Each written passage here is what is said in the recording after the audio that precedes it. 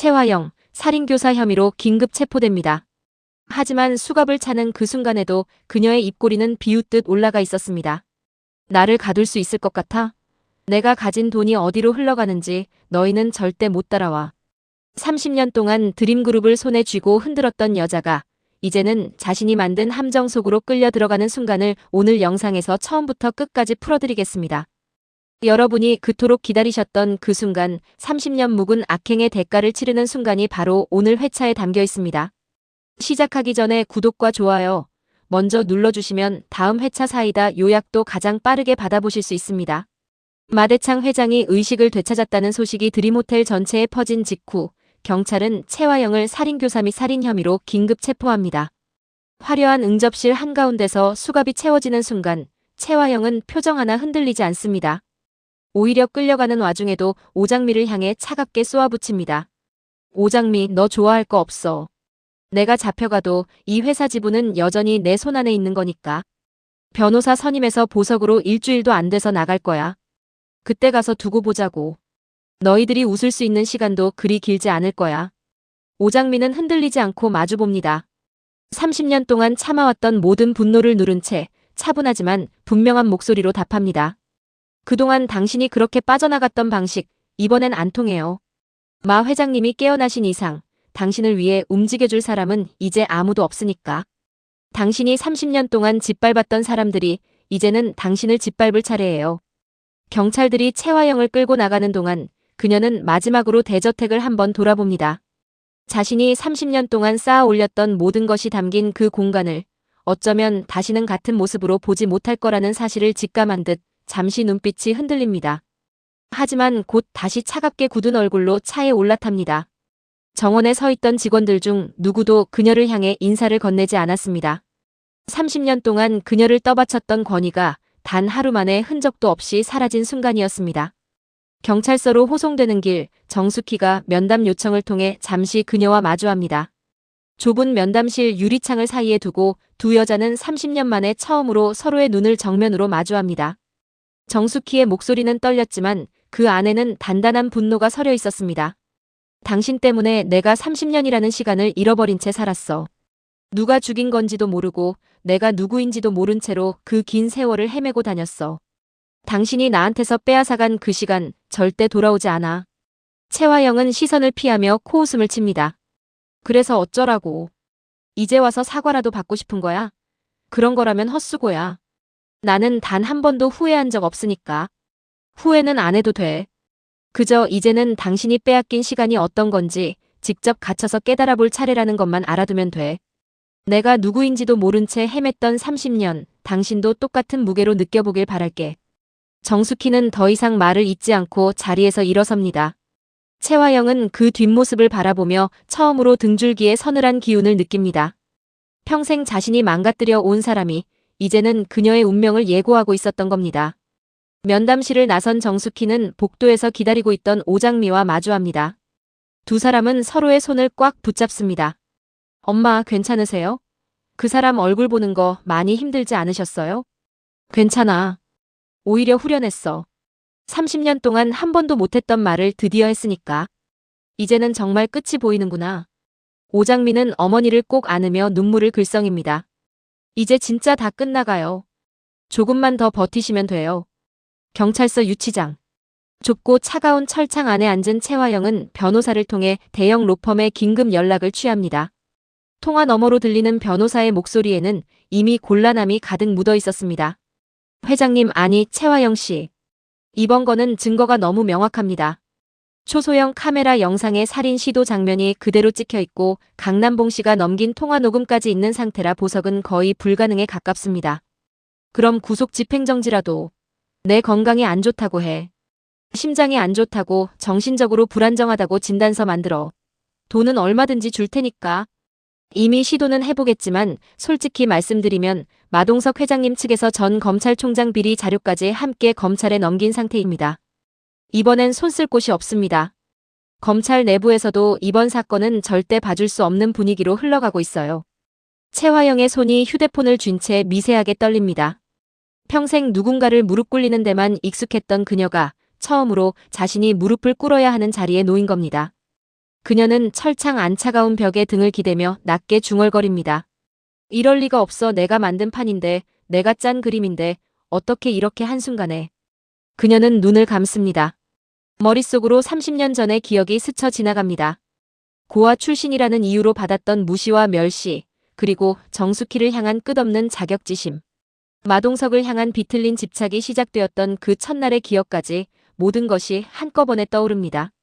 내가 가질 수 없다면 전부 부숴버리겠다고 결심했던 그날, 그때부터 나는 이미 돌아올 수 없는 길로 들어선 거였어.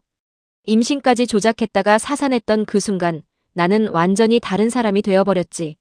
그녀는 천천히 눈을 뜨고 천장을 바라봅니다. 30년 동안 가족이라는 이름으로 곁에 두었던 사람들의 얼굴이 하나둘 떠오릅니다. 마서린을 가스라이팅의 도구로 썼던 시간들, 친아들 강준호에게마저 출생의 비밀을 숨긴 채 장기판의 말처럼 이용했던 순간들까지.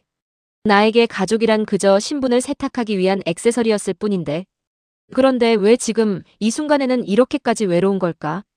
그녀는 처음으로 자신이 쌓아온 모든 것이 거짓 위에 세워진 모래성이었다는 사실을 자각합니다. 하지만 그 자각조차도 진심 어린 후회보다는 패배감에 가까운 감정이었습니다. 30년 동안 단 한 번도 타인의 고통에 공감해 본 적 없던 그녀에게 후회라는 감정은 애초에 존재하지 않는 것이었을지도 모릅니다. 같은 시각, 대저택 서재. 마대창 회장은 침대에서 몸을 일으켜 앉은 채 오장미와 마동석을 마주합니다. 그의 목소리는 아직 떨렸지만 눈빛만은 30년 전과 다르지 않게 단호했습니다. 창밖으로 비치는 오후의 햇살이 그의 주름진 얼굴을 비추고 있었습니다. 그 여자가 30년 동안 이 집안에서 무슨 짓을 했는지 이제는 전부 갚아줘야 한다. 단순히 감옥에 보내는 걸로 끝낼 생각은 없다. 오장미가 조심스럽게 묻습니다. 할아버지, 그게 무슨 말씀이세요? 그 여자가 누구를 죽였고 누구의 인생을 빼앗았는지 기억하느냐? 오복길은 스패너에 맞아 죽었고 마서리는 미용시술을 받게 해준다며 속여 약물로 목숨을 끊었다. 그리고 내 어머니는 30년 동안 자신이 누구인지조차 모른 채 기억을 잃고 살았다. 게다가 동석이마저 해외에서 사람을 시켜 죽이려 했지. 이제는 그 모든 죗값을 빠짐없이 치르게 해야 한다.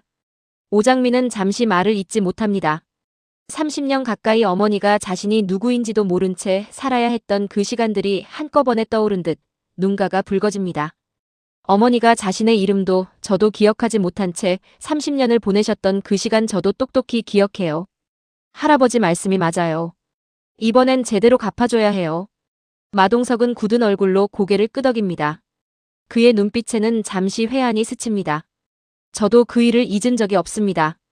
그 여자가 보낸 사람 손에 죽을 뻔했다가 귀인을 만나 겨우 목숨은 건졌지만 그 후로 오랜 세월 제가 누구인지조차 기억하지 못한 채 떠돌아야 했으니까요.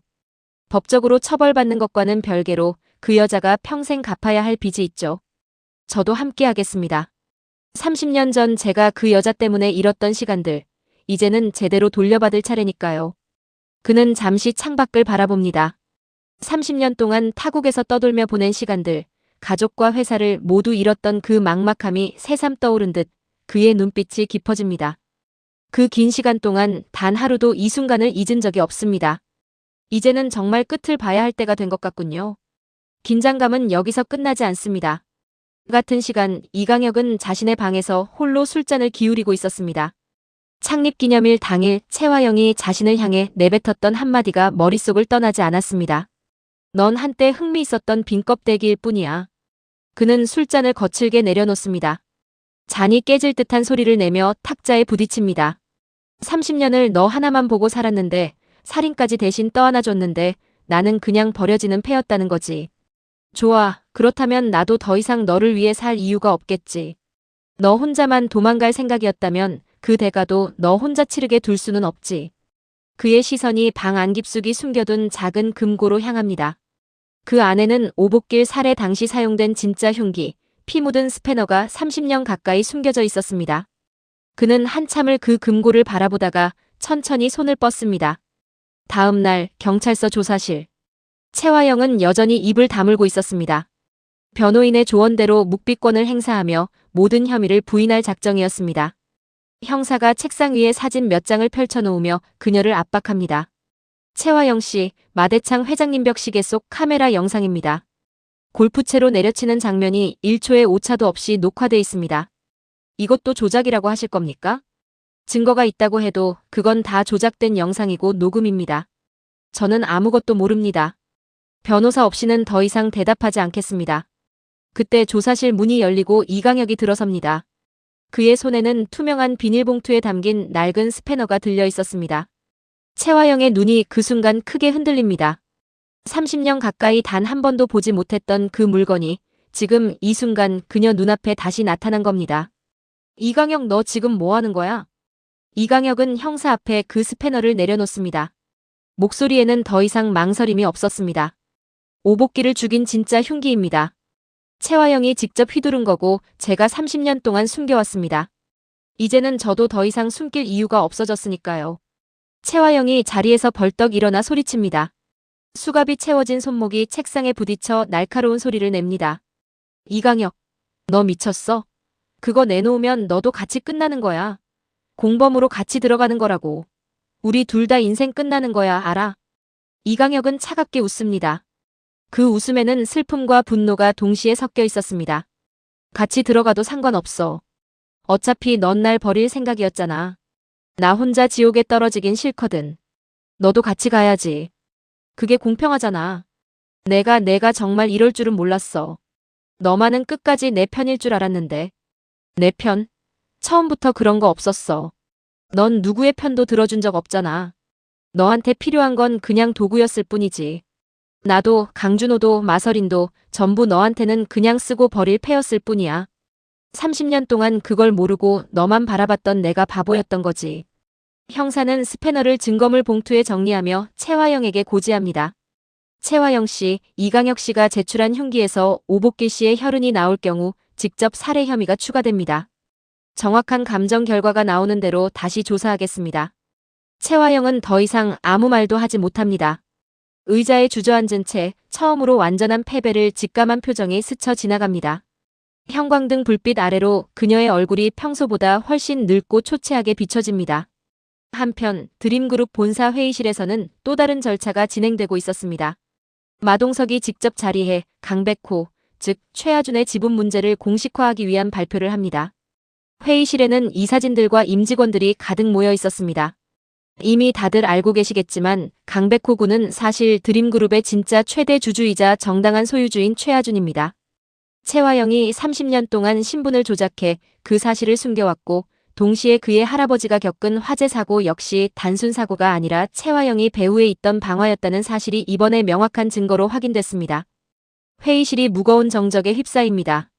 강백호는 그동안 자신의 진짜 정체를 알고도 숨기며 살아야 했던 시간들이 떠오른 듯 주먹을 꽉 쥡니다. 오랫동안 제가 누구인지 알면서도 증거가 없어 아무것도 할 수 없었습니다. 채화영이 그 증거들을 전부 틀어지고 있었으니까요.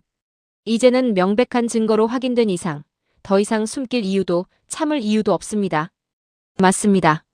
이제는 채화영이 명동 사채업자에게 담보로 잡혔던 지분과 저와의 계약에 포함된 위약벌 조항으로 귀속될 지분까지 전부 정리되면 당신이 가져야 할 정당한 지분이 제자리로 돌아올 겁니다. 채화영이 당신을 이용해 지분을 빼앗으려 했던 그 계획, 이제는 완전히 무너졌습니다. 강백호는 천천히 고개를 들어 주변을 둘러봅니다. 눈빛에 단단한 결의가 비칩니다. 30년 동안 가짜 이름 뒤에 숨어 살아야 했던 시간, 이제는 끝낼 때가 됐습니다. 제 진짜 자리, 이제는 제대로 찾아야겠습니다. 마동석은 그에게 다가가 어깨를 짚으며 다짐하듯 말합니다.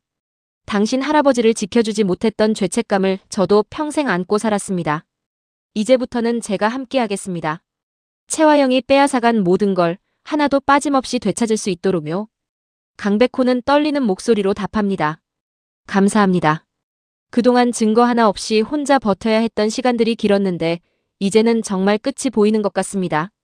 회의실에 모인 임직원들 사이에서 낮은 박수가 터져 나옵니다. 30년 동안 가려져 있던 진실이 드디어 공식적으로 인정받는 순간이었습니다. 비슷한 시각, 드림호텔 로비 한켠에서는 또 다른 인물들의 갈등이 펼쳐지고 있었습니다. 강남봉의 조강지처 한영자가 채화영과의 불륜 사실이 모두 드러난 후 처음으로 남편과 마주합니다.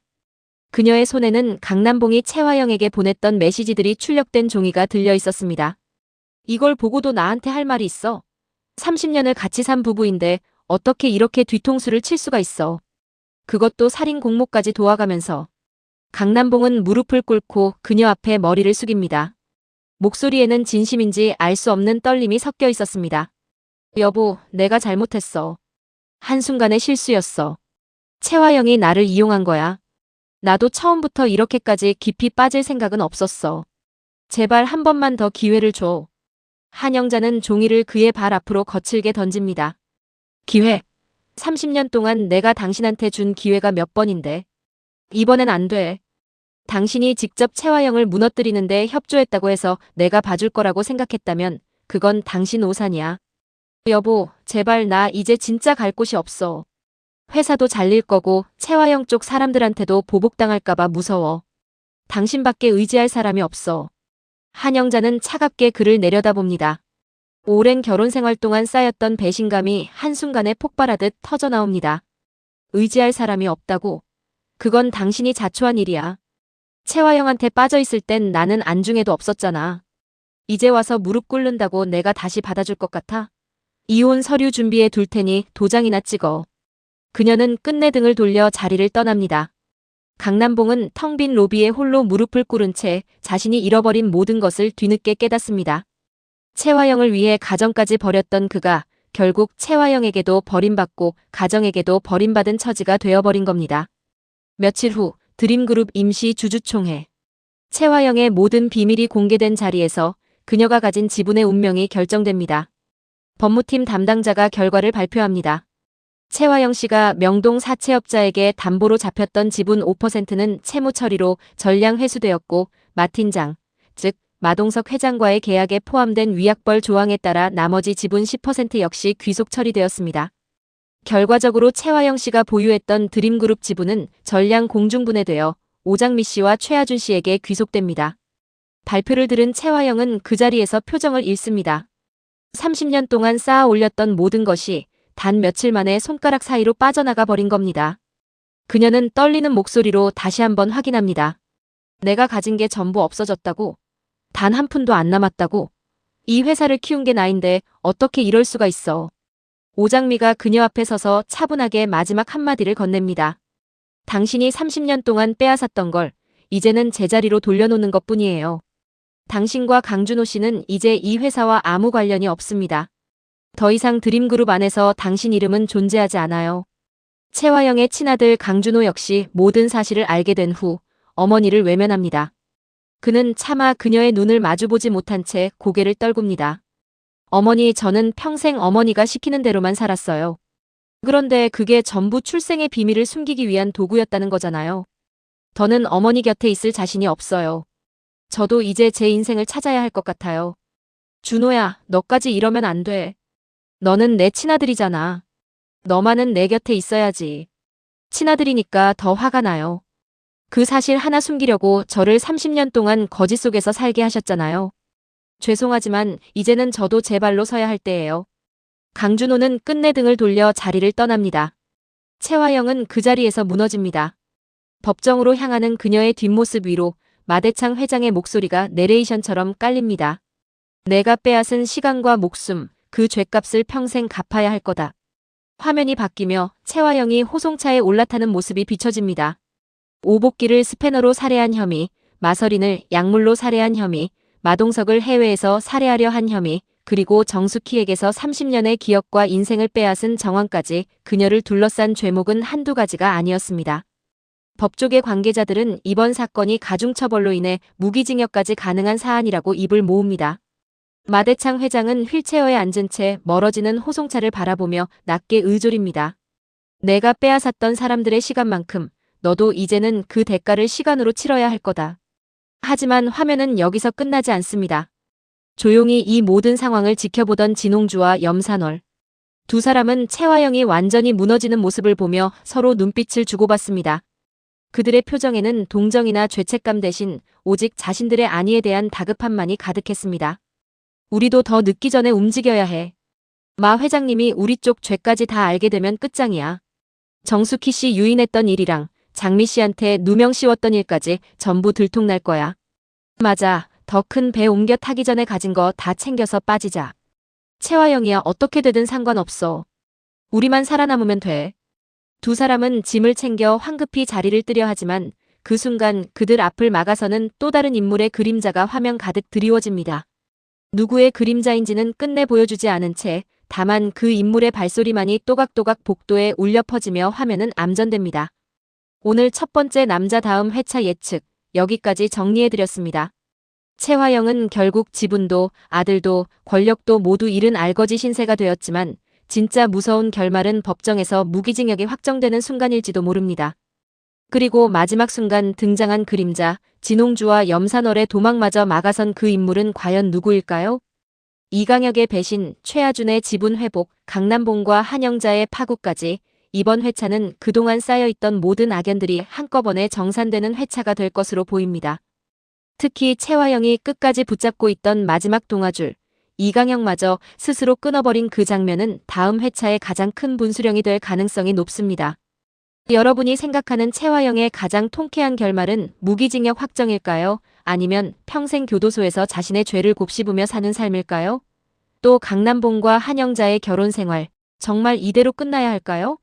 지금 바로 댓글로 여러분의 매운맛 예측을 남겨주시고 구독과 좋아요 눌러주시면 다음 최종의 사이다 요약본을 가장 빠르게 받아보실 수 있습니다. 다음 시간에 더 자극적인 소식으로 찾아오겠습니다. 감사합니다.